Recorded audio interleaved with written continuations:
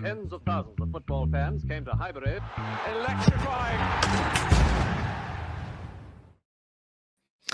Yes, guys! Welcome back to the unhinged, the undefeated, and the unbreakable TCP Live, coming at you live at 7:30 every Chat, Thursday. it wasn't me. It wasn't me. It's 7:30. It's literally 7:30. I came at 7:30. I don't know what you're talking about. I came at It's literally 7:30. 7:30. I don't know what you're on about. It's literally 7:30. What do you mean I'm Shocking gaslighting behaviour. you? What do you mean I'm gaslighting you? Shocking And behaviour. available ad-free on YouTube memberships and Patreon. Be nice to me. I've got a mouth ulcer. So Yeah. I've You got the Bonjela out. I've got the Bonjela out. Yeah. I remember, mate, I used to get the maddest mouth ulcers when I was a kid. Horrible. But how tasty Great is story. Bonjela, though? Tell us again. How tasty is Bonjela, though? It's so pretty nice. good. It's pretty good. so tasty. It's pretty good. I remember my mum used to be like, just stop biting it, but you can't. You can't. You're like, Yeah, you can't. Yeah. It's horrible. It's horrible. So Bonjela, and then I had internet issues. So sorry, everyone. Sorry that we are late. Hello, everybody. Hello to Just Tom in the chat. He says, "Is Destiny your girlfriend's name, Alex?" I guess the Love Life chat starts earlier this week. Destiny isn't my girlfriend's name. Sorry to burst your bubble. Ivan Smith. What is that? You? That is me. That was me back in 2017. Right. How have you found that, Ivan?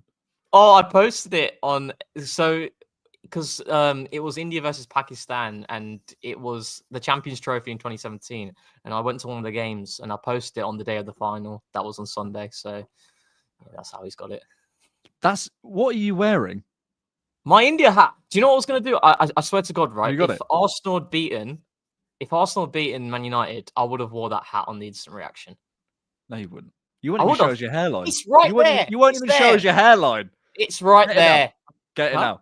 I'll get it now. Wear it now. Thanks for the super chat, Ivan. Appreciate it.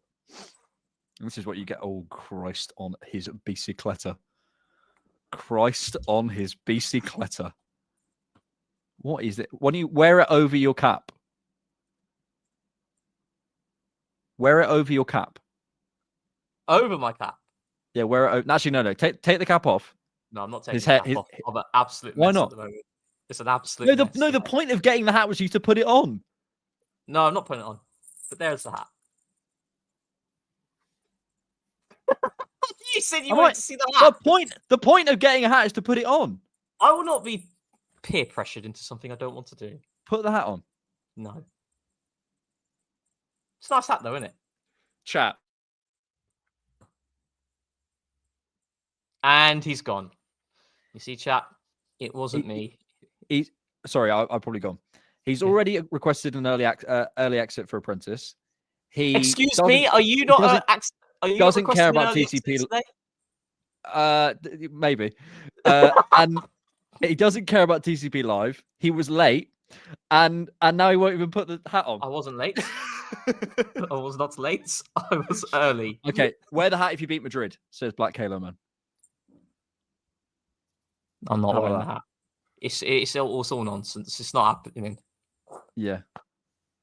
Will you sing for us instead? Do you remember when we sang? No. Oh, God. Remember we did that last time? That didn't go well. Oh, Christ. Welcome back to TCP Live, everyone. Thank you all for being here. We want to talk, obviously, the PSV game that happened last night. We want to talk the Madrid. I've got something in my eye as well. It's all going wrong today, Rohan. It's all going wrong. I've got something, when you've got something in your eye, you just can't get out. I don't know what it is. An eyelash. It's not my eyeball, and it's not my eyelash. Ha ha. I want to talk about my Sterling agenda. I want to talk about some experiments we could do towards the end of the season. I want to talk about second ball numbers. I want to play the Football Links game that we didn't get to last week. I want to talk about other Big Six clubs. I want to talk about our because we've been having internet issues in my house, and we had a lovely Virgin Media guy around today called Warren. Shout out Warren if you're listening, because I did make him subscribe to TDK and the Cannon podcast. Because he asked what I did, and I was like, mate, you got a YouTube app? So if you're watching, Warren, hello. And he was talking about he's a Man United fan, and I want to talk about the other Big Six clubs because I think there's some stuff that I want to get to. I want to give you some theories. I want to talk about Chelsea and potentially get some questions. So we've got a lot to do before 8:55 when Rohan tells us he doesn't care about us anymore. 8:55. on the Super dot. When we're chats. out of it. Nicholas Bisbee, if that is you in your picture, Nicholas, you look very cool. With Martinelli returning, would you rather see him play at striker with a Y? I quite like that. Striker for the rest of the season. Ethan, Trossard, and Saka once healthy on the wings. Yes, sir. I'd love to see it. I really want to see him up front. Or should we do this now then? Let's do it now, because I wanted to come to things that we could experiment. Actually, no, let's do that in a minute. We'll definitely discuss this, Nicholas, in the next section, because I want to talk PSV in Madrid because it's probably more topical. But I want to talk about things that we'd want to see towards the end of the season, because the league title isn't done, is it? Because the league title is cooked, we're done. So yeah, I think it'd be interesting to talk about some things that maybe we could experiment with. So yeah, we'll definitely come back to that, Nicholas. Thank you for your super chat.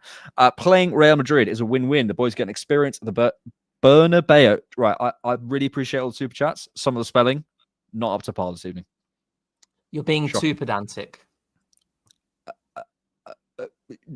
Yeah, against Europe's best team. If we get dumped out, no shame, because they are favourites. If we win, then we will be amped. I like. Let's talk about this little Real Madrid tie.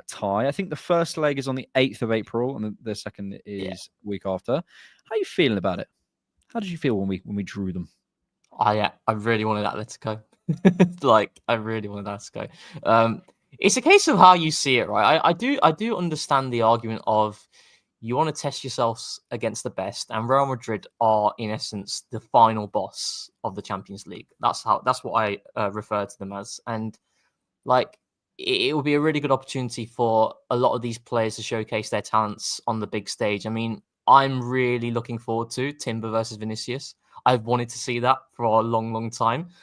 Even though I didn't want Real Madrid, but that battle I'm interested in. Mbappe up against Saliba and Gabriel, that's another interesting battle. You've got two powerhouses in Bellingham and Rice in there as well. So there's a lot of interesting contests, individual contests I'm looking forward to. But it was kind of like, Atletico Madrid, I've said it many times, they are our tactical kryptonite.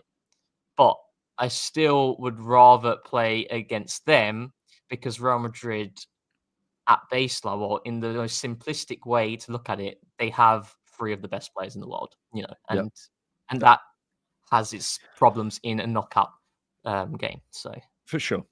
Listen, Real Madrid are good. Great analysis. Cheers, mate. Real Madrid are very good, but they also have their weaknesses. I think we look at their forward line, we look at Mbappe and Vinny and Jude and whatever, and look, they're going to be unbelievably hard to maintain. To contain. I don't think we'll get through. But in terms of their back line, and so maybe a little bit deeper on the pitch, they've got that Raul Asensio guy who, he's okay. I don't see him being someone to build a team around, but he's all right. They've got a midfielder in Valverde at right back, who, yes, is a fantastic player and a fantastic engine, but isn't a defender by trade. They've got potentially Dani Ceballos playing. Tchouameni, who is a midfielder, they sometimes play at centre back. When I look at this, Ferland Mendy, I think, is out. When I look at their defensive line, there's a number of players there who I think if you can step onto them and press in the way that we know we can press and disrupt teams, there's something there for us. There is something there for us. I would love to see us out of possession being.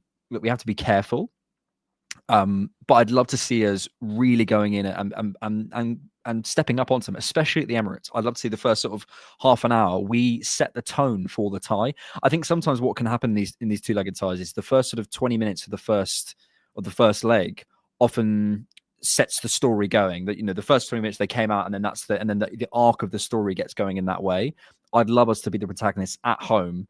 The first 20 minutes, we step onto them. We are more energetic, because we can be more energetic than them in a game plan. Step onto them, show us that if they mess around with it, in the first phase, we're going to step onto them. We're going to make them lose the ball and stress them, and hopefully starve Vinny and so on of touches. And that's the thing. That's the thing we need to do. If we can't stop Vinny Jr. and Mbappe and all these guys, which I'm not saying we can't stop them, but it's very hard to, obviously. I would love to starve them of touches, and I think we can do that more with our press than sitting in a low block and sort of waiting for the sucker punch. So I think there's a game plan for us. I still think they'll win, but I think there's a game plan for us. I can tell you now, put my house on it that Arsenal will not sit in a low block. That won't be their intention. They'll go and press high. They do it in every single game. Every single game, watch Arsenal. The centre backs, the back line, they're on the halfway line. And our press is tinkered depending on the opposition, but that will be our intention, our mindset, and that absolutely should be the case. But it's a case of like choosing between going with your ideology or going with a pragmatic approach, and it's kind of having that balance where I think this game, and it's very simple in the sense of it's one between both boxes. And I think we could do this now. I think we could do our like starting 11, what you would go for and what I would go for in terms of like how we can stop Real Madrid. Because I think as much as Arsenal will press high, and that's what I would want them to do, and that's what they will do, there also needs to be a significant level of pragmatism in order for us to get through. Like Atletico Madrid did. Look at Atletico Madrid and the block that they deployed. They made it very difficult for Real to carve open a lot of clear-cut opportunities, and we're going to have to be able to suffer in that fashion as well. And the good thing is that this team can suffer. It's got a lot of experience in being able to effectively control the game without the ball and rely upon the quality that we have in our defensive third in Gabriel and Saliba. So it's an interesting one, but I think, press high, don't fall into the bait, retreat when we need to, just like we do against Man City when Rodri steps into the back line, he creates an overload, etc.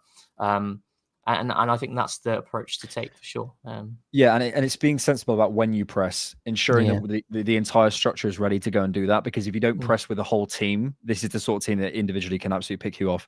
Henko, over 2 games, Atletico Madrid held Real Madrid on around 1 XG. That's really good over 2 games, in my opinion. Absolutely. And I think we can, we know that we have the defensive players to sit in that 4-4-2 block and stifle teams that, we really know we can do that. So look, in the end, individual quality, I think, shines in the Premier League and in the Champions League, and I think the games, as you say, are won in the boxes, and I think we'll lose them there.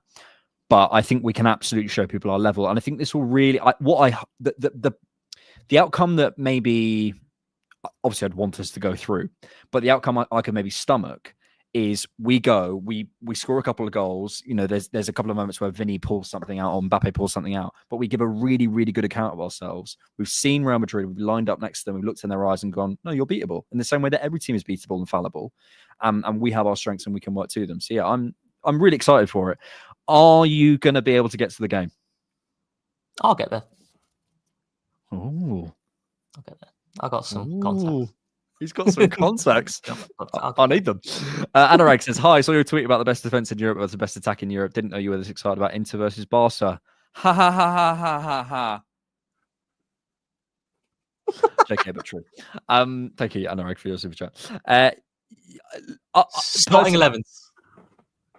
Well, I was just going to come back to this. Personally, look, you could probably argue Barca or Inter, whatever. I think it's kind of up to you. But I think in terms of a glamour game, in terms of the names, in terms of their attack, and then the names in terms of defensively, I think this is the glamour game. Saliba and Gabriel are the best centre back pairing in Europe. Done. Yeah. Like they're the glamour names, and if you're talking defensively, so I think this is what's really exciting to me. I think it's a really big prospect. Starting 11. Porter, no. Raya, Timber, Saliba, Gabriel.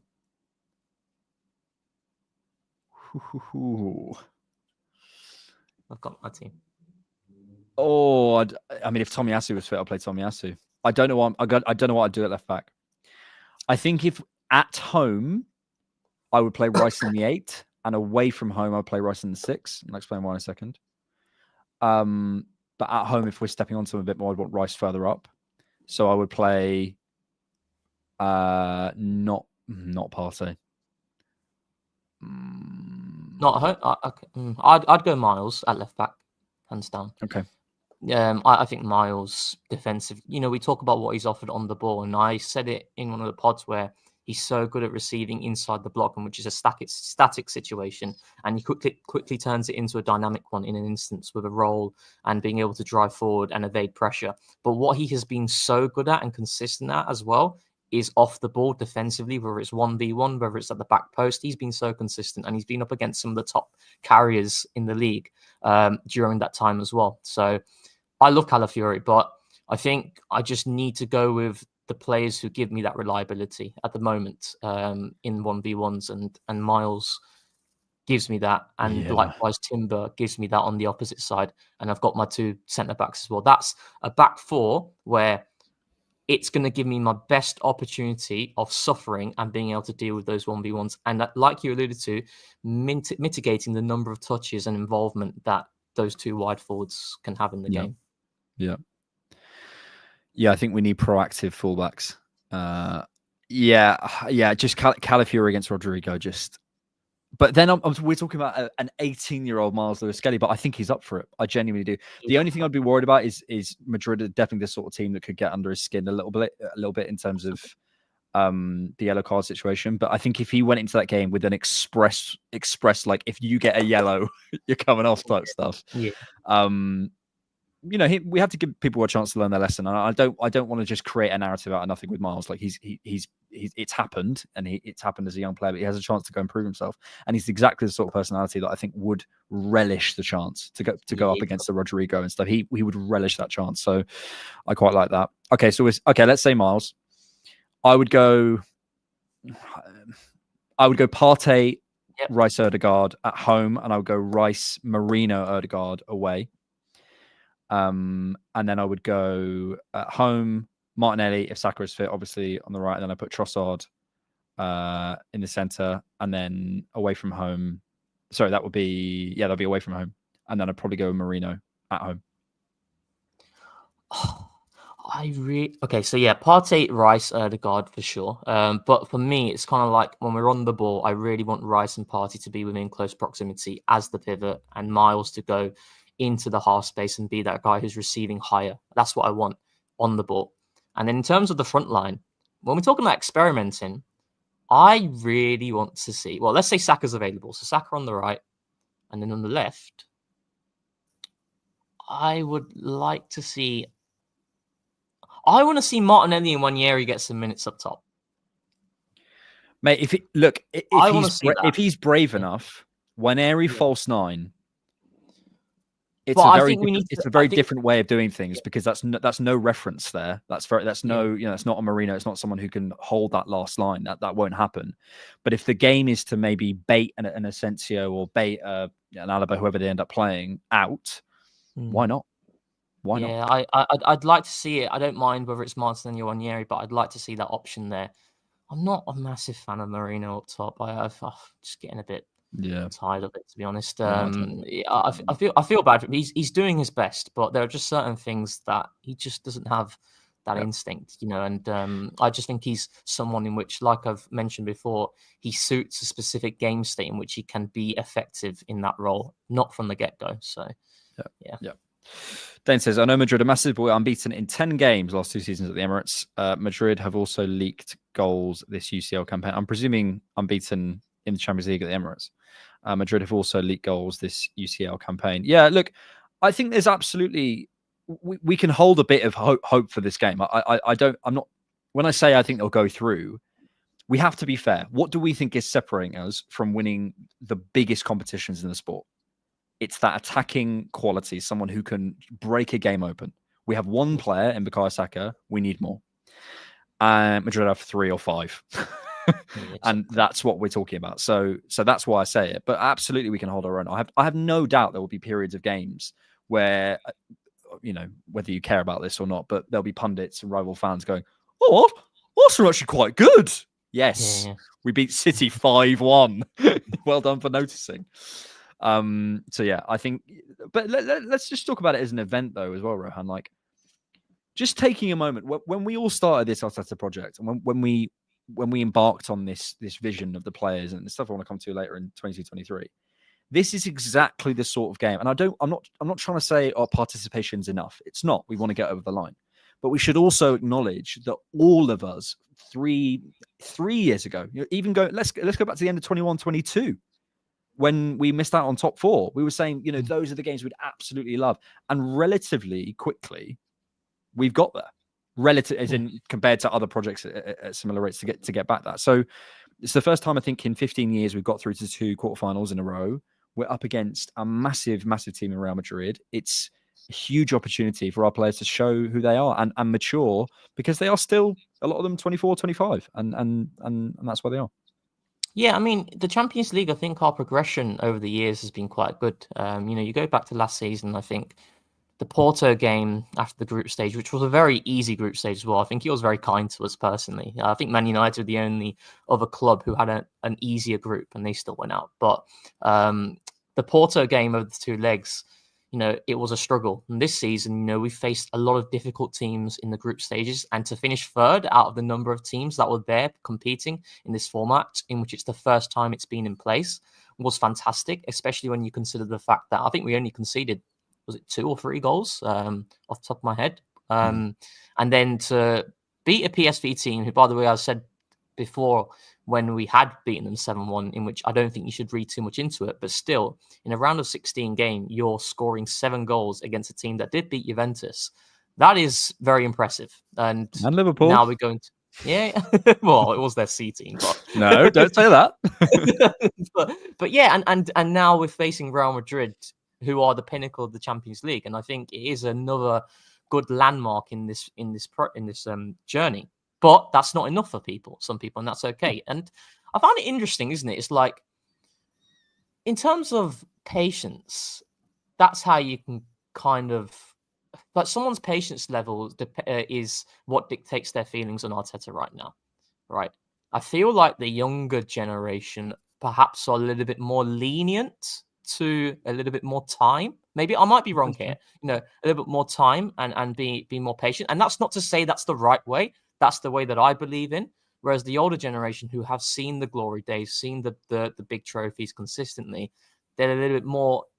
They're not willing to wait that long, and they want to see success immediately now, especially with what's been happening. So I just find that interesting. I don't know what your thoughts on that. It's like, Yep. I mean, obviously you're going to get some older generation fans who will be like, no, this is still the way to go, and some younger fans saying, no, I need to see trophies now.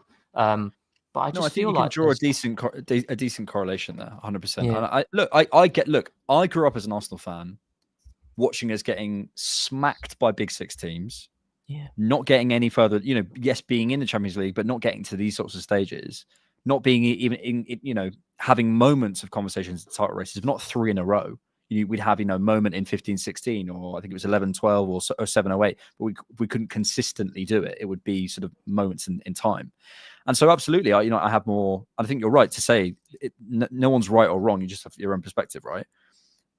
But for me, this is the Arsenal that I want to see. This is the Arsenal that the last time I can remember us doing this consistently, being in these conversations with Real Madrid, was the 05-06 type teams and 03-04, etc. So this is really exciting for me.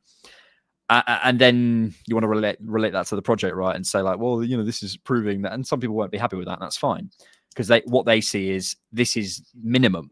Being in these conversations is minimum, but I view it much more as we've earned the right to be here. We've earned and that tells me, to be honest, a lot about this team and this group of players, which makes me really excited. But we'll come on to that a little bit later. Last film says 2 biggest clubs in the game, 15 Champions Leagues and 14 FA Cups between us. Let's get it, Alexander. I love how he does this. He's FK, so funny. If you can get me a ticket in the same way you got me a ticket to Porto last year, mamma mia. The lattes I would buy you. Because I actually don't know how I'm going to get in. My usual ticket plug is definitely going. FK used to sort me out a lot as well. FK is the man. If you don't subscribe to Live Firm, click it right now. Yes, so very exciting, very, very exciting. And I think we should do some more on Madrid. I think I was suggesting on our group chat, I don't know if you saw it, but we should do like a Madrid watch for patrons and YouTube members, and maybe you and George get together and do a kind of like a rewatch. Yeah, or maybe with that Atletico game and see what Atletico did, see how Madrid play and stuff. I think it'd be great. If people would be up for that, I don't mind. Yeah, 100%. 100%. Dane Howard says MLS and Cal are too hot-headed for UCL quarterfinal. I'd even play Tierney left back, as he is a good 1v1 defender, and Timber inverted right back. White can be suspect 1v1. Thoughts on Tierney? I disagree massively on Miles in terms of too hot-headed. I think it's a couple of isolated scenarios that we're looking at as a way of saying this is who he is, but I don't think that is who he is. What I do think is that we've seen a player, like I said, who's been involved in a lot of very physical battles, demanding battles, and he's came out on top. Morgan Rogers, Dejan Kulusevski, these are difficult players to deal with, and he's came out of these games and these contests with flying colours. Morgan Rogers has been running havoc within the league against some of the top defenders out there, and Miles Lewis-Skelly completely locked him down. So I really back him. I think he's got the temperament, and I think he's got the quality to really put a name in this game and showcase his talent. So thanks, Nicholas. Sorry, I missed your super chat. That's you with the Giroud Scorpion Kit hat, which I can see. I would love that. What was the score in that game, Alex? Don't do this. I've got trauma. You can't remember the score of that game. You're not a real fan.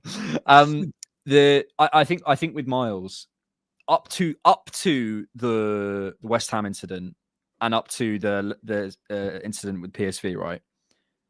His story at Arsenal had been defined by how calm he is and how up for the games he is. I think we very quickly want to attach a narrative to it. There were two poor incidents. I'm not saying that they were good. And I think, to be honest, I think his yellow is a bit harsh, but I'm glad they took him off considering the game state, etc. And I think maybe on another day he doesn't get taken off and we forget about it. But because he's taken off, because it's 3-0, we add on to it. The West Ham one, he just gets wrong. But that happens as a young player. Yeah. And also in those positions, when you're a young centre-back, there's the Arsene Wenger quotes, etc. But when you're a young forward, you miss a lot of chances and people just accept that. But with a young fullback or a young, Miles isn't quite that. You have a moment and everyone remembers it because it's defensively and usually it leads to something bigger. And I think that's, I'm not saying I'm not monitoring it and I want to see him learn from it, but equally I don't want to go too far down that road. Just personally. Malachi says, for the ballots, is it better to apply with just you or two people, or does it not matter? I actually don't know. I found out that if you apply with two people, it's given me more success. I'll tell you that. So, and the good thing is when you win on the ballot, when you apply with two people, is you both get a ticket, from what I found. So, yeah. More than you believe. Before we move on to the PSV game, thumbnail check. Thumbnail check is here. Giants of Europe. I liked the colours in the background. Yeah. Can anyone spot the Rohan? Actually, can you even see it? It's a disgrace. I don't think you can. So let me just change the banner because I'm not sure people can see it. You just need to take the comment off, I think. Let me just hide that. Yeah, can anyone see the hidden Rohan? Ford, even a naughty boy. A very, very naughty boy. There's the hidden Rohan at the bottom left. Giants of Europe. Yeah, decent. What's down here? Oh, I thought that was like a little hidden message. Nacho Monreal. 7 out of 10. It's not getting to Nacho Monreal, but there's another you. Is there? There's another you. Oh. How many hidden Rohans is it going to be? It's just like, where's Wally? Hey, your hairline's looking good. Only My hairline is fine. That's fine. You'd reveal it, wouldn't you?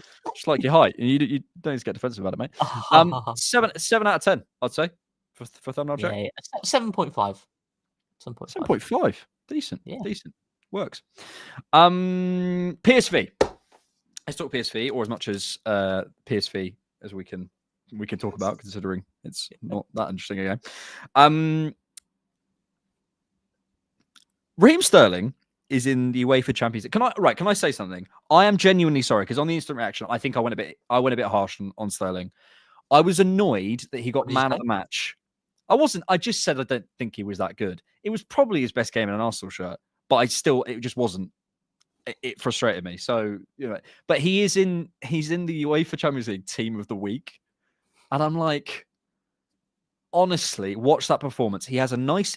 Agenda. This is an agenda. It's an agenda, Rohan. You talk to me. What do you think of Sterling?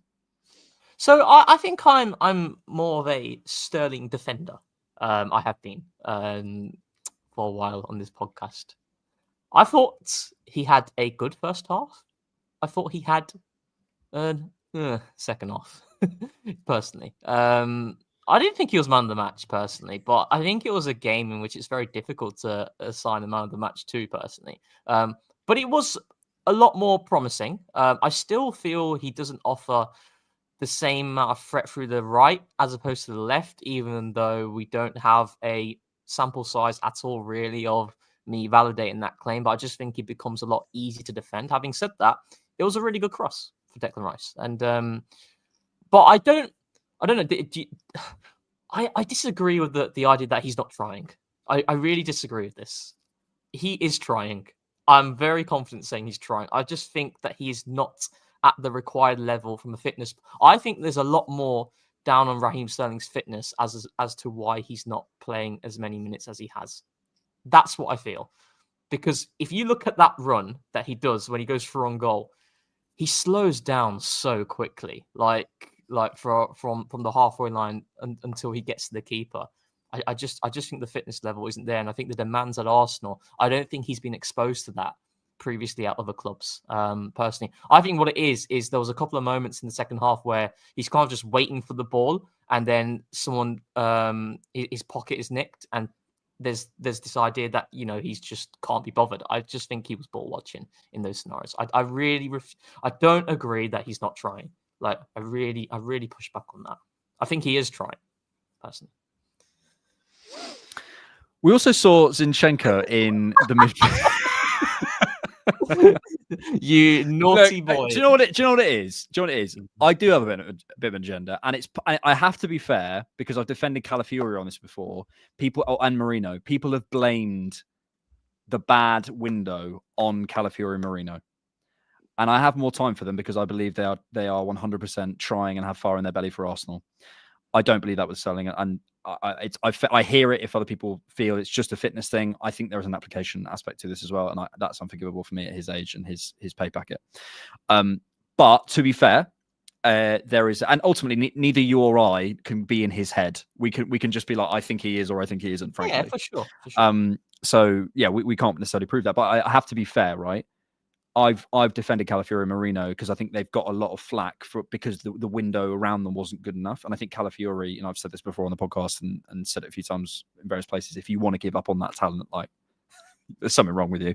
And if you're blaming Merino for not being a good centre forward, like, he was meant to come in and be a not the answer in the midfield, but someone who could elevate us as in certain games. I still think Partey, Rice and Ødegaard was the idea when he was signed. So I think he's been basically playing it. I have to say, right, I've been quite disappointed in the Merino signing. Personally. I thought he'd be better. I think I've said this basically the whole time. He's a £30 million midfielder playing like a £20 million midfielder. He's been okay. He's been okay to me. I think he hasn't had the impact on the left-hand side that I was anticipating. I think the fitness thing hasn't helped him. I think he's one of my issues with Merino. I've said this before. He's very good at winning the first duel, but if you watch how he reacts and responds to the second ball, and we're going to come to this in a little bit later, we've got some numbers on the second ball. I thought our second ball quality would go back to the Xhaka level, where you got Xhaka in the midfield and he's literally like a Hoover. Merino's movement after he wins that first action isn't good. And his usage of his body for a guy who wins that many first, because what we see the duel numbers, right? And that's the first action. That's always the first action. He's great at that.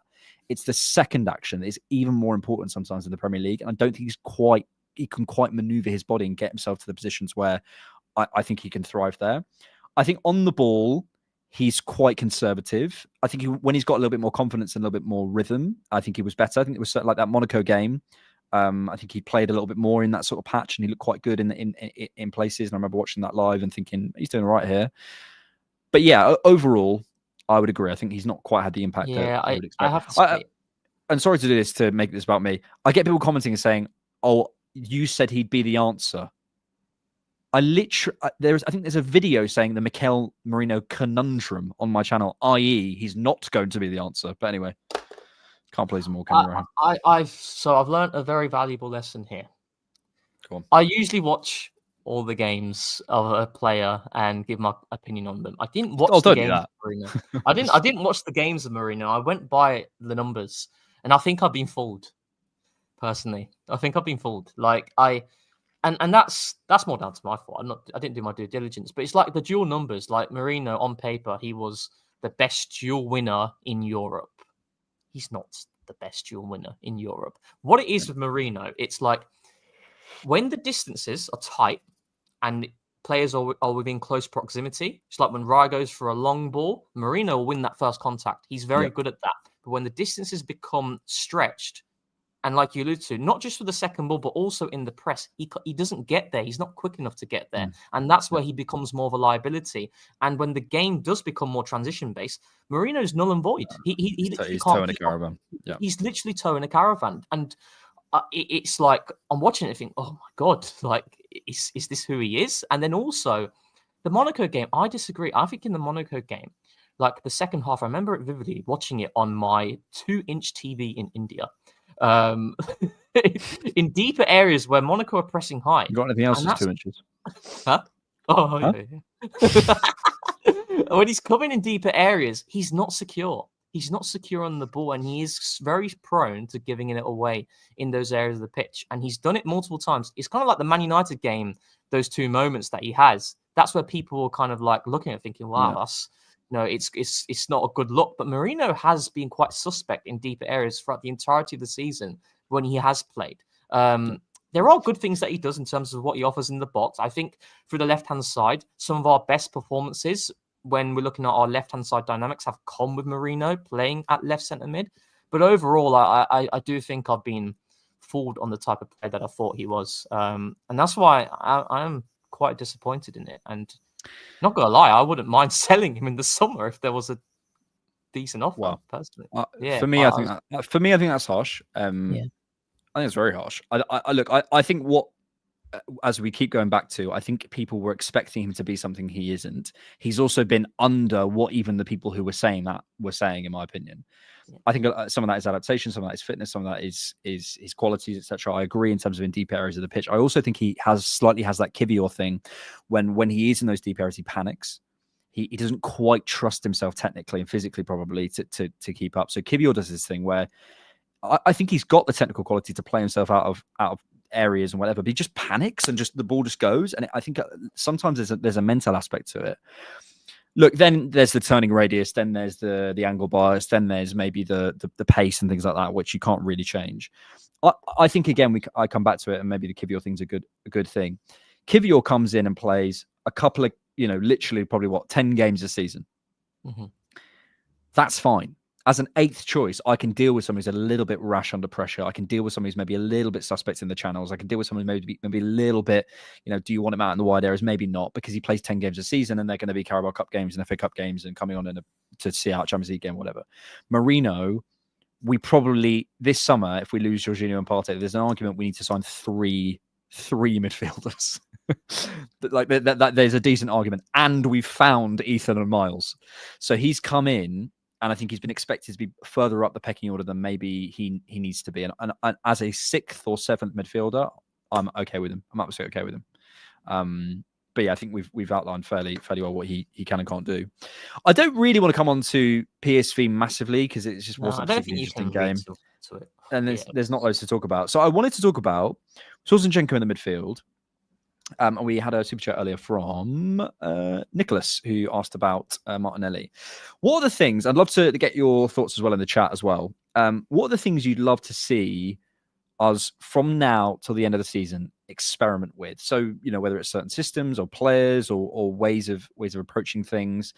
I think maybe let's focus more on players in certain positions. We've spoken about an evolution in an attacking identity, which I think we all want to see, which is frankly going to have to come from the market. I think we've all spoken about the transitional quality, which I think again is going to have to come from the market. Converting turnovers, all the stuff that we've spoken about many times on the pod. But I suppose specific sort of positional things, like Ødegaard moving over, like Rice in the 6, like Martinelli down the middle, like potentially Ethan down the middle. What are you thinking about? Yeah, I mean, like Ethan down the middle, Martinelli down the middle. Certainly 2 options that I'd like to see us pursue with. I just want us to be a little bit more brave now from now to the end of the season in terms of the choices that we pick. They might not work, that's fine, but I'd like us to experiment. I don't want to continue the theme of having Merino start from the get-go from now to the end of the season, personally. I'd like to see Miles inside the block at left centre mid. I thought he looked really bright when he did move there yesterday, albeit there weren't a lot of involvement for him in that moment when he did move there. But I'd like to see that. And, I mean, there's a tactical thing that I'd like to see as well. Maybe we can get onto. But, yeah, I mean, other than that, Rice is the 6 for sure, yeah. But we have seen that. We know his qualities there. But I think the big thing for me is kind of like, I'd like us to adopt the midfield construction in terms of how we use it. That's going to be what we do next season, so with Rice looking like it's Subamendi coming through the door, I'd like to see Rice more underneath possession as opposed to making these runs predominantly and on the last line. I'd like to see him facing play, getting a lot of touches on the ball, being involved in build up, like against Forest. I thought the Forest game, in the way that we use Rice, is going to be how we're going to use Rice when Subamendi comes in. So I'd like to see us use more of him in that way, with a Miles going higher up. And Calafiori as well. I'd like to see Calafiori get some game time at left centre back as well, personally. It'd be really good for us to kind of manage Gabriel's minutes differently from now to the end of the season as well. Because I do think Calafiori, even though right now, when we look at the Calafiori signing, we're thinking, right, what's Calafiori being really good at? It has been in that attacking quality. What's Calafiori showed vulnerabilities in defensively, But I do think Calafiori's best position long term is left centre back, and I would like to see that. Yeah, well, he's kind of working out what he is, right? It's a very unique. He's only 22, isn't he? So this is the thing. It's like particular set of skills. I don't know who you are. I don't know what you want. Liam Neeson. Thank you. I was about to do the whole thing there. just get it out. Just do the whole monologue. Thoughts on that trilogy? I only saw the first one.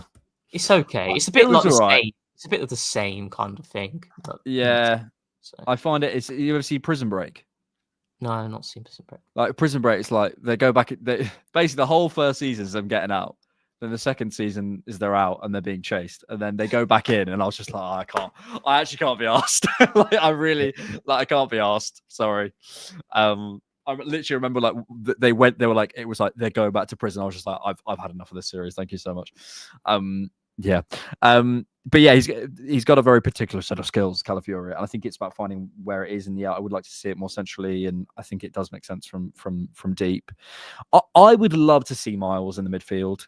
A Declan, Miles, Ødegaard midfield would absolutely cook. I think it's really something in that. I'd also love to see Ødegaard flip round and play with an Ethan and Ødegaard type midfield in certain league games. I think we got like a home. We look at home against Southampton or something. I think we got we will play Southampton away from home.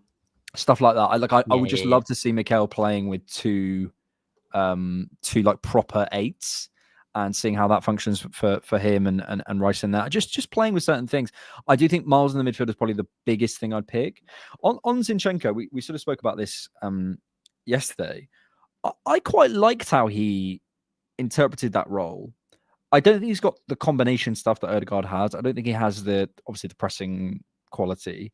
But when he's got a little bit of space, I think he drives more with the ball and is more, ironically, probably a little bit more willing to go and deliver that final action than I think he was looking for the final pass, and obviously he had a few shots and stuff and obviously scored than Ødegaard. And I don't know if you noticed, but when Ødegaard came on, the first thing he did was pick up the ball and have a shot.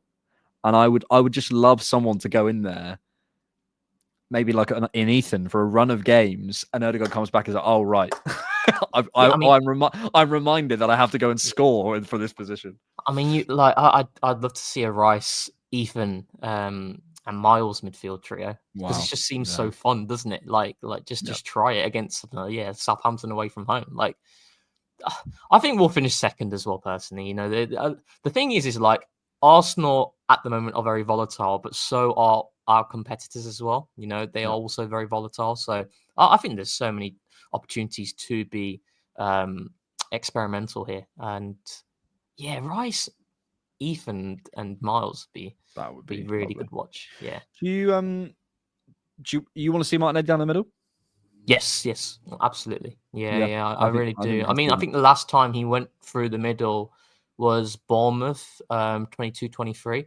I think we had I think there was an injury to Trossard, so Martinelli went through the middle, and yeah, I'd love to see that. I mean, early Unai Emery, you think of the games against Standard Liège, against Liverpool in the Carabao Cup, against Nottingham Forest in the Cup. Martinelli was through the middle, and some of the goals he was scoring, they're very instinctive. And I think instinct is something that Arsenal do lack in box situations. There's this thing for me which we play with our food too much, and Martinelli is someone who will pull the trigger. He might not always score, but he pulls the trigger, and I do think we lack a bit of that.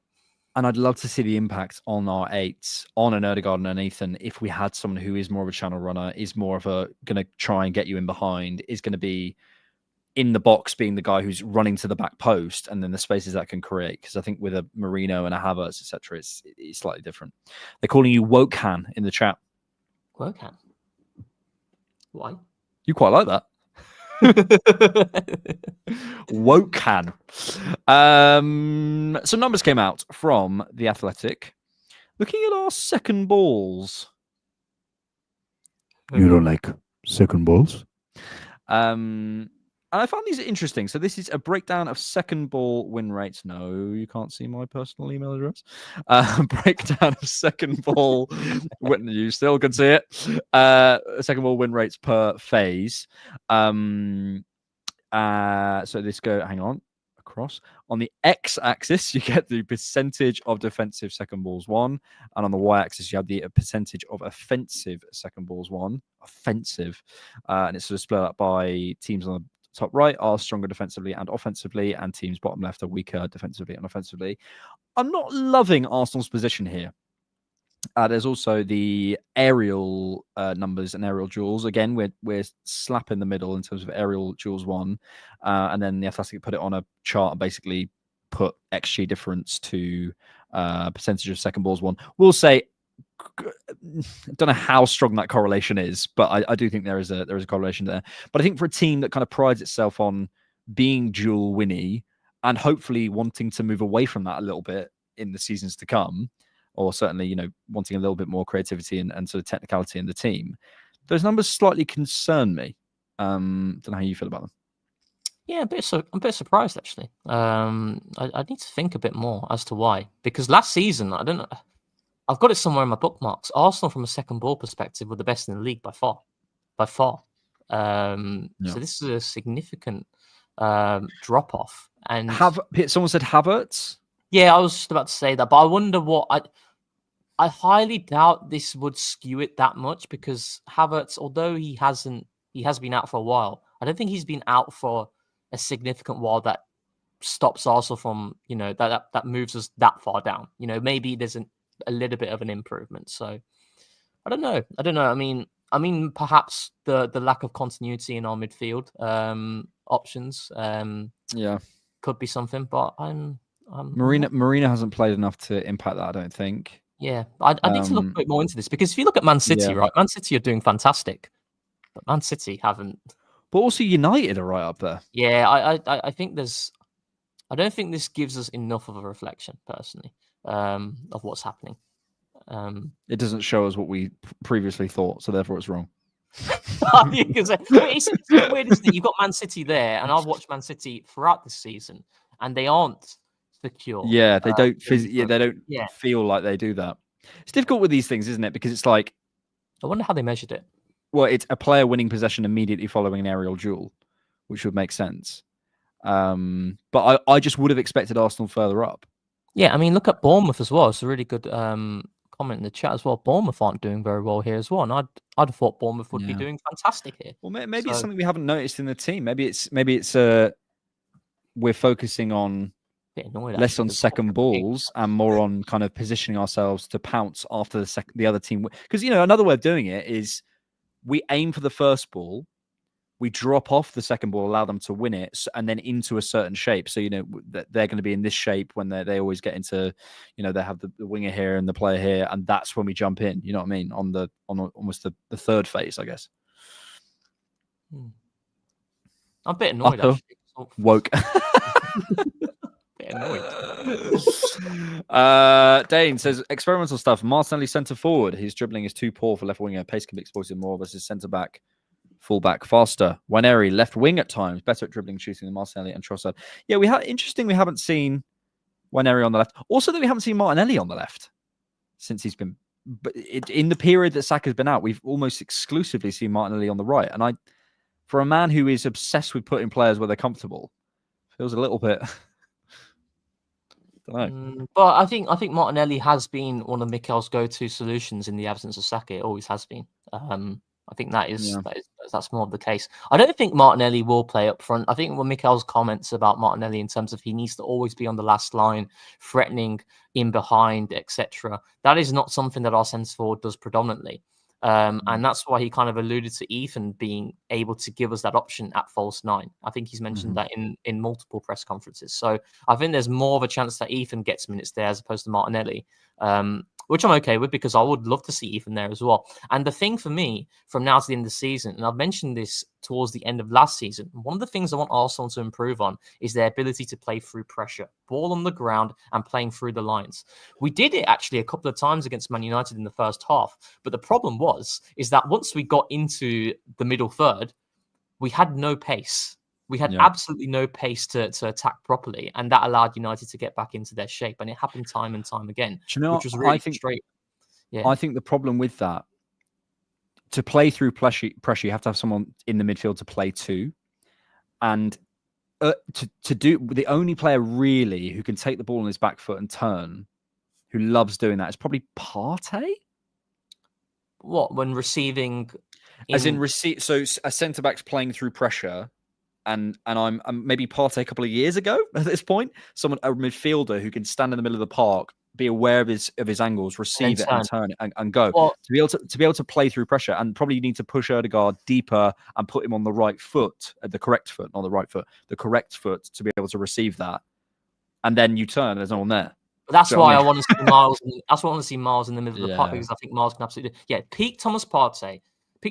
That's his bread and butter. He'd be under pressure. He'd drop the shoulder. He'd bait to go one way. He'd go the other way. And like Chelsea away in 22-23 when we won 1-0. Thomas Partey put in an absolute clinic of being able to do that. Yeah. You know, and he can still do it at times, but he's not as secure anymore in that fashion. Maybe Zubimendi is one of the reasons, because I agree with you. We either go through the wings or we go long.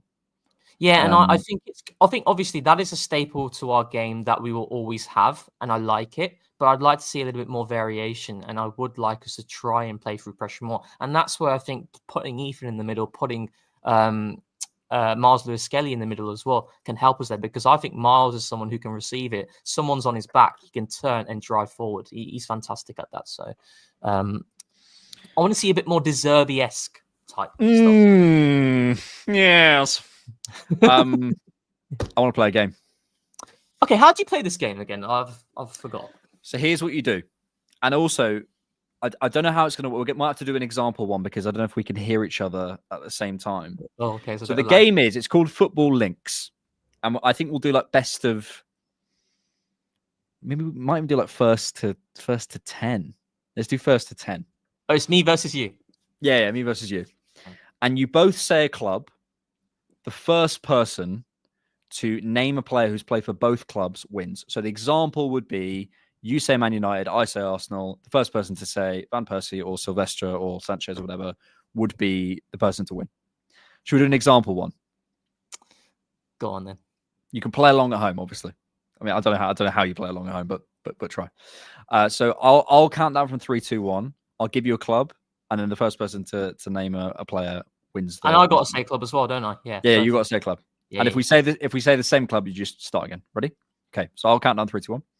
3, 2, 1. Real Madrid. Bournemouth. Kepa Arrizabalaga. No, he played for Atletico. I don't know. There can't be a player who played for Bournemouth and Real Madrid. Okay, but I get the gist of it now. Yeah. Okay. So that was the example.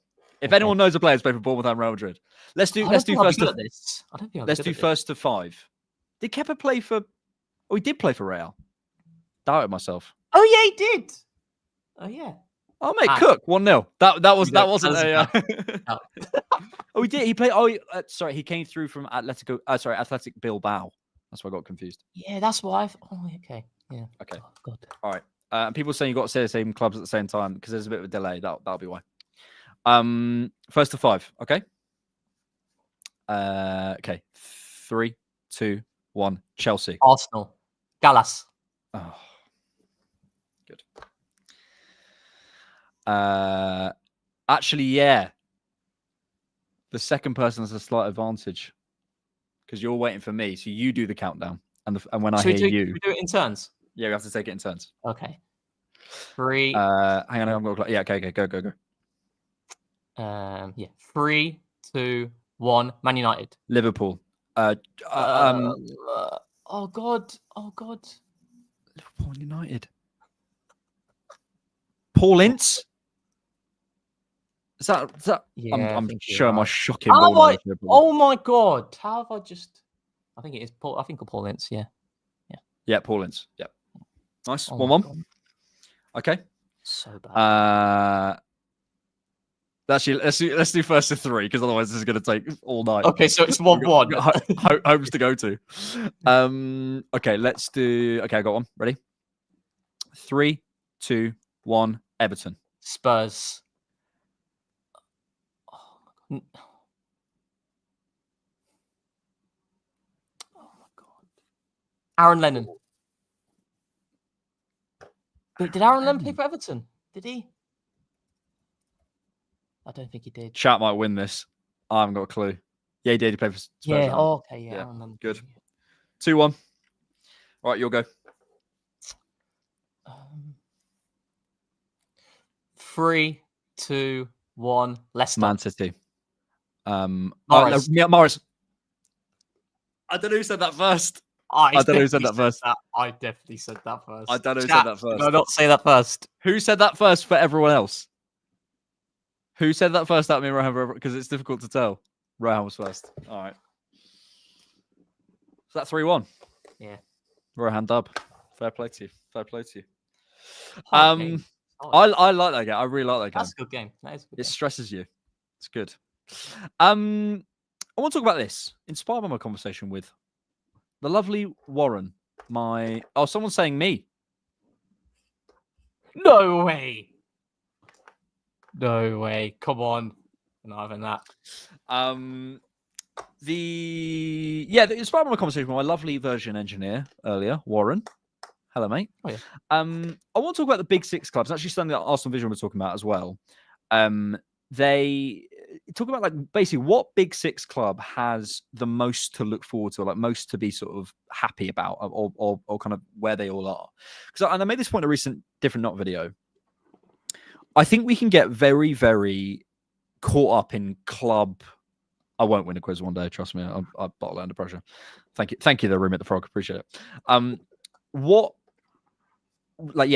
Big Six club, where they are essentially, because I think we get very caught up in Arsenal and we know our issues and our problems or whatever, and then when we lose and we go out of certain competitions, we forget that there is a whole other story going on somewhere else, and there's it could be potentially a freak season for a certain player or a team, or this is a real story for this this city or whatever it might be. I feel like we get so Arsenal centric sometimes, and it's all just about what it's either we have succeeded or we have failed, and that's it. It can't be that other players have succeeded and other teams have succeeded, and that means that we have to take a back seat. No. It's just Arsenal, and the other way around as well. Yeah. So let's talk about it. Where do you sit on, let's say, Man United at the minute? Should we rank them then? We could rank the Big Six. Yeah. Let's do it. Yeah, that'd be good, wouldn't it? Let's do it. Out of all of the Big Six, I would put Man United last. Well, actually, In terms of most hope, I think in terms of most hope to be competitive, soon. I'd probably put Spurs last, and Man United second last. It's between those two, really, isn't it? The problem with Spurs is I don't know whether they will ever have the ambition under the problem is I talked about this with Flav on the overlap. Daniel Levy has got them to an unbelievable position commercially, and competing. And let's be absolutely clear: Spurs. The fact that Spurs are considered a Big Six club is a bit of a fluke. Like realistically, like it's a bit of a fluke considering where they were, say, 20 years ago. They were a Aston Villa level team. They were like a mid-table team. If you look at Spurs' historical league placements, let me just get that up. Tottenham historical league placement. They haven't won a title since a trophy since 2008. They haven't won a league title since the 60s. What separates out Tottenham from an Aston Villa or a Newcastle and puts them in the big six? I don't quite, and I'm not even just trying to banter off Spurs fans. You know, if you go back, so this is from the start of the Premier League. So they came 8th, 15th, 7th, 8th, 10th, 14th, 11th, 10th, 12th, 9th, 10th, 14th. Do you know what I mean? It's just mid-table, while we were winning Premier Leagues. 9th. Then they had a couple of years under Martin Jol where they came 5th. Then they had a good period under Harry Redknapp where they were getting in the Champions League. And then they stayed there with Pochettino. I think those expectations, they pushed themselves further up since probably around the mid-2000s to be a sort of chasing top 4 European team, but they've never taken that next step and gone and won something in the way other teams have. So the idea that I find it bizarre. So I never particularly count Spurs as a big six club. I think that's why I put them bottom really as well, you know, because I think with Spurs, the thing with Spurs is in terms of likable players in the squads, I'd certainly pick more Spurs players than Man United. But I think Man United will always have more optimism and hope because of the club that they are. You know, football is very unpredictable as well. As much as I think Manchester United are not going to achieve success in the near future, but they will eventually, you know, because of how big they are, you know, and that's why I think it's very difficult when you can build in the situation that Man United are in for 10 years, still have the I think Jim. Did you see the Jim Ratcliffe interview? No, I'm not seeing it. Really interesting. I'd recommend everyone to go watch it. And again, to get out of this Arsenal-centric thing, that they're in a really bad way financially. They were about to run out of cash in November. I think they've still got the third highest revenues, but they're losing, you know, and he literally gives the numbers. They're in an unbelievably bad position. And I think people can forget that with, you know, get rid of the KSE and get rid of, you know, hang on, careful what you wish for. They're in a bad way. But I actually think Jim Ratcliffe, he sort of doesn't have any PR skills. He's just very honest. And even when he's like, he's no filter. He's literally just like, yeah, this is how much we're in debt. Yeah, it's not good. Yeah, we made a mistake on that. Yeah. He doesn't really have, he's very honest. And I sort of, it's probably not very good. And it, you know, yeah, we've got players who aren't good enough. Wow. Okay. Like I sort of respect it a little bit. I think Jim Ratcliffe loves Man United. I genuinely do from that. And he's, you know, has made bad errors, is making wrong decisions. I think the fact that, like Gary Neville says, like, why don't you just like do like a charity dinner, get Harry Maguire and Bruno to turn up. You don't have to cut the ex-Man United players fund. And Jim Ratcliffe literally was like, oh yeah. Like that, but I believe he loves Man United, and I believe that they're going to spend a lot of money to try and get them back to where they need to be. So I think I also would put Spurs 6th and United 5th in terms of hope, because there's a long way back. Chelsea 4th. Yeah, again, a team that's very willing to spend, but equally, I don't know if you saw, there was an interview with, is it Egbali? I can't remember his name, but one of their ownership group, who, I mean, literally was I think I know what you're talking about. Yeah, literally was talking about making money off player sales. Like that's what they're doing. Referring to the Brighton model, I think it was. Yeah, like that's what we're doing. We're making money off player sales. Yeah. So I think Chelsea might do something in terms of they might strike gold with a coach or a player or a season or whatever it might be. But I can't see Chelsea sustainably in the same way under the Abramovich. I think Abramovich was there to win, whereas it feels like this ownership model are there to make money. Yeah, and so therefore you might win something occasionally. But I you know, and again, you know, I think Jim Ratcliffe is there to win, but I don't think Chelsea are. It's kind of chalk and cheese, isn't it, from Abramovich, who there's no sentiment that football is a game in which you don't have much time. You need to deliver now. If you don't, even if you won a Champions League or a Premier League, you're out the door. You know, you're out the door in the following season, midway through. Or obviously, there's been like Chelsea have been like, in terms of success, they're like one of the most volatile clubs out there. They go from here, then they immediately go from here, then they go back here, then here. but that brought them a Yeah. lot of success. Whereas now they're going for perhaps more of an approach that is more pragmatic and is going to give people time.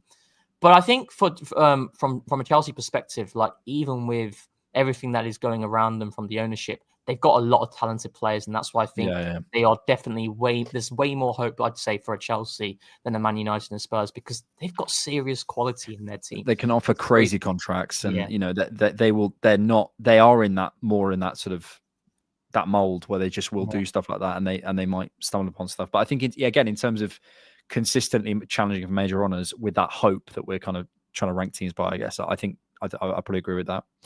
Then this top three. This is where it gets interesting. Yeah.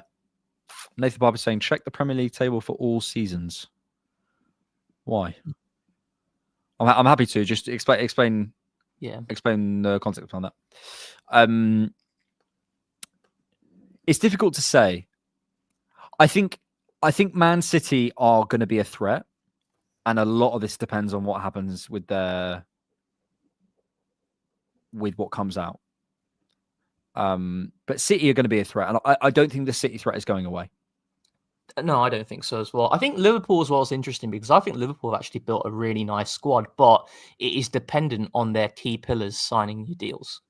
If Salah signs a new deal, Van Dijk signs a new deal, I think Trent will go. But if those two sign a new deal, I think Liverpool certainly, they're up there. I actually, maybe this is a bias. I still think Arsenal is in a fantastic place, personally. I really do. I think it's in a fantastic place. But it's I guess it's like, okay, let's so Liverpool have got, as we know, Trent, Salah, and Virgil, whose contracts are up this summer. But then they've got Robertson out of contract next summer, Kelleher out of contract next summer, and Konate out of contract next summer. And by the way, the Kelleher thing, you might say, well, he's not the main keeper. Yeah, but they could sell him for 50, 60, 70 million if he was on a long-term deal. Alisson will be 2 years out this summer, as will Jota, as will Curtis Jones, as will Luis Diaz, as will Harvey Elliott, as will Conor Bradley. And, you know, they might, but so they've got a lot of contract stuff. So I think in terms of their key pillars, they've got something there. In terms of our key pillars, I don't think we're in as bad a position, but I do feel maybe because Liverpool will win a title, they might have an easier ride of getting their key pillars to stay. Yeah. So that's maybe 6 one, half dozen of the other. We're maybe in a better position contractually, but are we in a better position to keep them around? Yeah. Difficult to say. In terms of ownership, I think City will do, you know, again, it all depends on their ruling. But I do genuinely believe City will stick around and do absolutely everything to win, and are very smart. City are very, very smart. FSG, will they go and spend the money required? There's a question mark. And I think the Cronkies are yet to maybe prove again this summer that they're willing to do everything. It's really close. It's really close. I think if you push me, I would probably put Liverpool third. And that sounds crazy. That's what they're doing. But I think Liverpool, I've completely forgot about a lot of those other contract situations as well. They do have a lot to do. But like you said, there might be great. They've got more leverage, haven't they, to keep players if they do win. Well, when they win the Premier League. So, yeah, I don't know. These are the Premier League all-time standings, and to be fair, put Spurs in there. I'm sorry. United, Arsenal, Liverpool, Chelsea, and City have all won a Premier League title. Tottenham have not. United, Arsenal, Chelsea, Liverpool, City have all had some of the best Premier League players of all time, and I think basically Spurs have had Son and Kane. Sorry. In terms of big moments, in terms of performance in the Champions League, by every metric, I think they're commercially there, but they have to be bottom for me. Yeah, and I'm not trying to shit on Spurs, like, you know, because it's Son, Kane, Bale, isn't it? Like Spurs. Oh, and Bale as well. Sorry, yeah. Bale, yeah. I mean, but volume of iconic players, like I mean, then you go into the likes of Alderweireld and Jan Vertonghen and Carl Walker, but Carl Walker made his name more at Man City, didn't he? So it's Luka Modric is not an iconic Premier League player. No one can convince me he's an iconic Premier League player. Oh, I don't know about that. He's not an iconic Premier League player. Not icon, but he moved to Madrid when he was like 23. Yeah, I would definitely put Modric in that group, actually. Yeah, I completely forgot about Modric. When did he move to Spurs? I think Modric had 3 seasons at Spurs. He moved when he was 26. He was all right at Spurs. No, he but was more than he was better than all right. He was all right at Spurs. I don't think we can say he's an icon No, of the not Premier icon, League. not an icon in the Prem. That's what I'm talking. That's what I'm saying. Is I'm saying iconic Premier League players: Henry, Bergkamp, Yeah. Vieira, Fabregas, like those types of. Like, you can list off from other teams so many iconic Premier League players. I'm sorry, Luka Modric is not a Premier League icon. You can't be an icon. No, sorry, great player. Kyle Walker's a shout, to be fair, but I would say mainly. But again, more Man City. So yeah, I mean, what are we saying in terms of the big six? Yeah. Who's got the most hope? I do think, and I think I'm stressing this because, like,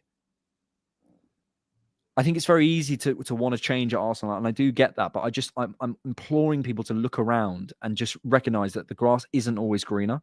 Yeah. It really isn't. And look, like, City have these massive allegations over them. Even if they have loads of hope, they have massive allegations over them. Liverpool have a massive contract situation and worries. Our worry is getting over the line. That is our worry. But in terms of the things around it, in terms of the ownership and the structure around it, I believe we will go out this summer and do. Yeah, and do I still put us right up there. I think City with Pep Guardiola will always have massive hope, and with what seems like they will spend big again. I know there's these allegations, but I don't want to go too much into that because we don't have enough information available to us. But I think City have big hope, even though there's a lot of uncertainty on their rebuild. Like, how are you going to replace Kevin De Bruyne? You know, that is starstruck quality that has been delivering you big moments time and time again. You know, and then you've got Liverpool with the Salah situation, which is uncertain. Liverpool lose Salah. I'm sorry, they're going third for me. Like, he's like 75% of their goals. It's Salah in terms of goal contributions. I still put us right up there. Genuinely, Liverpool have scored 70 goals this season. Salah has 44 goal contributions. If you lose that, like, it's, you know. Yeah, if you lose that, it's yeah. Jake Farrell says, do you think there will be any surprise departures across the traditional top six? Should we start with Arsenal? Surprise departures at Arsenal this summer. I do think Berta's going to come in and make a big sale. Who's that then? I'm not saying who. Why I not? have a suspicion, but genuinely because I want to think about it more, and I don't want to start a thing and be like, it's going to be this player, because I don't know. I have a suspicion, but I don't know. But I think there'll be a big sale. I think there'll be a big sale. I think people in the chat saying Konate. Yeah, I can see that. I could see Konate, that. I think, could go to PSG. Yeah. He's got a year left on his deal. In terms of surprises, I think De Bruyne will move on. I think Son will move on. They're not surprising, but just in terms of who will move on from the big six. I think City will spend big on a Wirtz, someone like that. I think Kobe Mino will go. I can see that happening. I think a lot of United players will go. But again, I don't know about surprises. Obviously, it's difficult to predict that. I think Salah going would be a surprise, even with the situation. Like, I think that would be a big surprise. I really can't call it. I don't know, because part of me thinks, why on earth would you let Salah go? But part of me says there's all the data that suggests the guy in his contract year way outperforms. The money you'd have to put him on to keep him around, to keep him happy, is that worth it? Especially if you're thinking we win a title, but then put it this way, if the deal was, right, we're going to keep Salah, but we're losing Virgil, Trent, and Konate, well, what's the point? Yeah, exactly. You know what I mean? Like, you can't compete next season with that. He's been there for 8 years as well. He's been there for 8 years. Yeah. Like, I think it might be a case of if you can let Trent go but get Virgil and Konate tied down, I think you also keep Salah. But if you know Trent's gone, you know Virgil's gone, you know Konate's gone, I don't think there's. I think Trent's gone. Maybe but then you could argue it. Maybe there would be sense in keeping Salah because he'd keep you afloat. But I don't know. It's really hard. He holds so much power here. Yeah, Salah. it's crazy. He has so much power. It's crazy. He can demand whatever he wants. Yeah. And it's a blessing and a curse. Dane Howard says 25-26, Arsenal will be well placed. LFC, if they lose Salah or Virgil, will drop off. City and Chelsea will be tired from Club World Cup. City rebuilding. Yeah, I wanted to talk about this because I've kind of sort of been building this theory, and I think I said it on the main pod, but I want to maybe get more of your take on it here. I do feel, looking back now, I think I actually wrote this down, and I'd be interested whether you agree with this. So this is how I would characterize the seasons under Arteta so far. 1920, adapt or die. 2021, hard slog.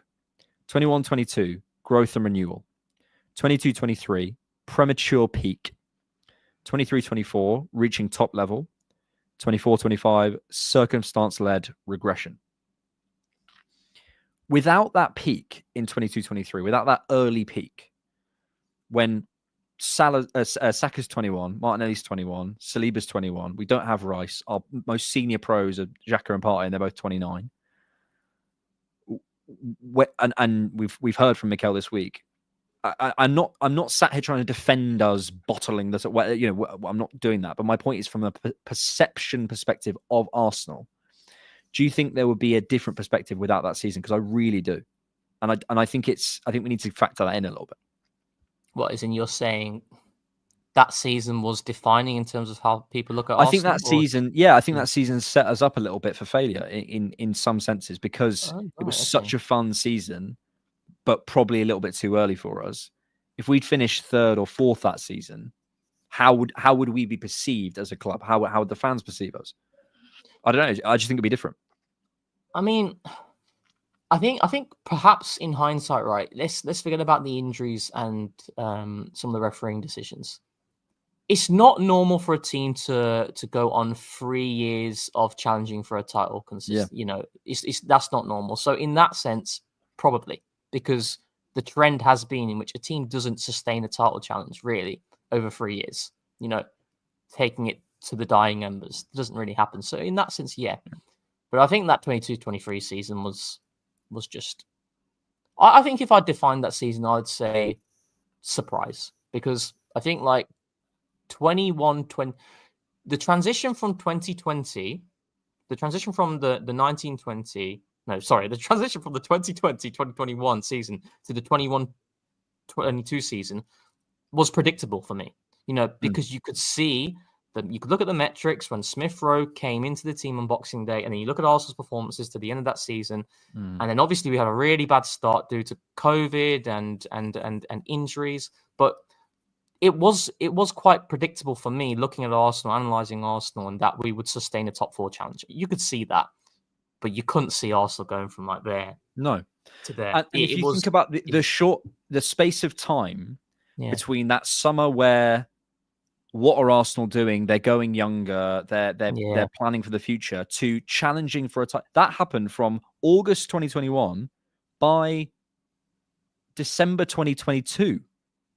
Are they going to win a title? Yeah. That space of time is so short. It's so relatively. And again, I'm not projects peak sooner.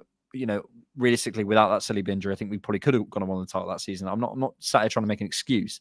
I'm talking about the perception of Arsenal as 3 years in a row of bottling the title. When they've been ready the whole time, they haven't been ready the whole time. I'd say we've been ready to win a title since December 2023. When that run started, I went, this team is fully matured. Well, probably January 24. But I did think we were ready to win the title come like before the Saliba injury in the 22-23 season, because it wasn't a fluke. I think like the moment I started believing Arsenal can win this league was actually the 3-1 defeat to Man City at the Emirates, because if you watch that game back, some of the chances we created, we were very unlucky to have came away with that on the receiving end of a defeat. And Jack Grealish came out and said that was as tough a game as you can see. I think City had their lowest possession ever under Guardiola. It might have been broken this season, so that's when I actually thought Arsenal could win the league. Like the first half of the season, 19 games, 50 points. It's not a fluke, but you're still thinking, I don't think we're going to sustain this. And we know what type of machine Man City were. But then as we went towards the latter stage of that season, And actually, I'd say the Fulham game was when I was really, really confident. That Fulham game, the 3-0, some of the goals we scored there, that's where you're thinking, oh, Arsenal could win it. So, but I think Arsenal were... But I do think that 22-23 season certainly has allowed us to be a lot more mature, especially in the following campaign. It's been really important for us, but I just think from an outside view, I just wonder, if that season had played out slightly differently and we'd finished, and we just hadn't felt the way it felt. I do think this season and the subsequent seasons would have been felt differently. Okay, well, Arsenal have done the title challenge, so they should be winning it in 23-24, rather than it probably would have ended up being, can Arsenal push on for a title next season? Can they in 23-24? Whereas in 23-24, it was more like, we should be. Do you know what I mean? I think it just pushed it, and I'm not sure the team was ready. Again, you have to. I think you have to strike while the iron's hot. You have to take your chances when you can, and we didn't, and that's on us. I'm not Maybe saying... it's kind of like 22-23. Like I felt we could win it, but 23-24 was like we will win it. It's and I wonder if that would have been different, and therefore this season would have felt different. It's past Rohan's bedtime, or Rohan's apprentice time. So we'll finish with a couple more super chats. Dane Howarth, last time a team came second 3 times in a row was 98-99, 99-00, and 00-01. And it was AFC 01-02. We won the double. Good omen for 25-26. Absolutely. Mr. Frog says, I'm off, boys. Apprentice. And by the way, though, this is where Arsene Wenger was so underrated. Genuinely so underrated. What he did when he came into the league, not just winning the 3 Premier League titles, but what he was sustaining as well. What he was sustaining. Yeah. Arsenal winning a trophy pretty much every single season up until 2005, right? Yeah. Put some respect on that guy. Genuinely, like he's one of the greats. For sure. George Coles, no super chat from me today, except it is a super chat, so it kind of And we love everyone. We love everyone. Everyone, even when I abuse you for not being able to spell. Everyone. Rohan, you've got 2 minutes to go and get to The Apprentice. Thank you so much. Thank you so much for your time, mate. I really appreciate it. And do you not also have things to do as well? I'm going to a friend's birthday party. I'd rather be at home, tucked in, warm, with a glass of milk, watching The Apprentice. A glass of milk. Hi guys, just gonna have my nice glass of milk. You're a growing boy, to be fair. You got a whole milk says real. Is that who you're gonna be drinking? Good stuff. Glass of milk. Underrated. Thank you all for being here. Sorry, I have to cut it slightly short this evening, but I was late and then I've got to go. So there you go. Thanks all for watching. Any final words, Rohan? What's to come in the Cannon podcast? What's to come? We've got Hugo Ekatike Scouted coming tomorrow for patrons and YouTube members. We've got an instant reaction on Sunday. Got main pod coming on Monday. I'm away next week. So actually, this is my last bit of content for about a week and a half on the Cannon podcast because I'm away next week. I'm not on the instant reaction on Sunday. So are you not on TCP Live then? I'm not. I'm away. Fully away. Cool. Where are you going? So literally just having a week off. Not the Nice. international break. Yeah. Fully away from the drama. You'll be You know on what I mean? X. You'll be. Can I tell you one thing? I will not be on that website. I'm telling you that. I'm telling you that free. Thank you all for being here. We appreciate you all, and we appreciate you, Rohan. Thanks for watching, and thanks for keeping it Arsenal. Tens of thousands of football fans came to Highbury. Electrifying.